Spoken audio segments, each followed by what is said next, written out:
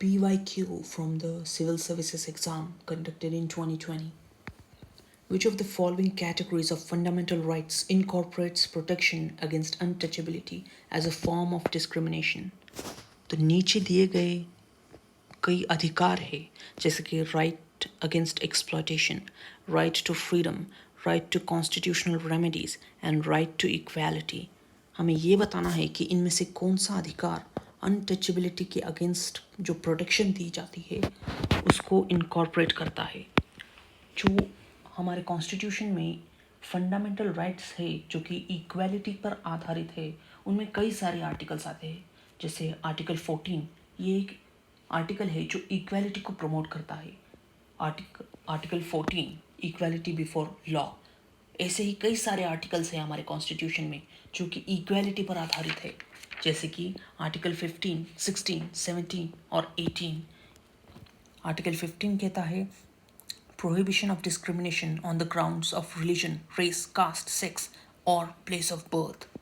तो किसी भी आधार पर रिलीजन, चाहे वो रिलीजन हो, चाहे वो रेस हो, चाहे वो कास्ट हो, चाहे वो प्लेस ऑफ बर्थ हो, चाहे वो सेक्स हो, तो इन आधार पर डिस्क्रिमिनेशन करना प्रोहिबिट है। तो ये एक इक्वालिटी का कंसेप्ट दर्शाता है।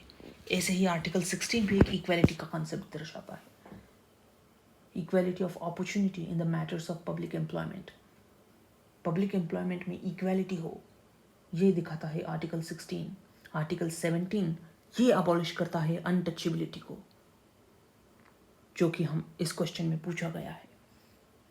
और आर्टिकल 18 ये अबॉलिश करता है टाइटल्स को, मतलब कोई राजाधिराज, महाराजा ऐसे टाइटल्स नहीं ले सकता। ये भी दर्शाता है, एक इक्वालिटी को दर्शाता है, क्योंकि सभी इंसान इक्वल है, इसीलिए कोई टाइटल नहीं ले सकता। ये आर्टिकल 18 दिखाता है।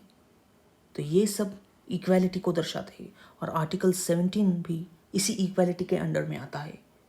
और आर्टिकल 17 टच करता अनटचेबिलिटी को अबॉलिश करता है। तो यहाँ पर क्वेश्चन में पूछा गया है कि अनटचेबिलिटी के अगेंस्ट प्रोटेक्शन किस आर्टिकल, किस फंडामेंटल राइट्स में दी जाते हैं। वो दिया जाता है आर्टिकल 17 में, जो कि इक्वालिटी के राइट के अंडर में आता है। तो इसीलिए ऑप्शन डी इसका करेक्ट आंसर हो जाता है। Option D is the correct answer.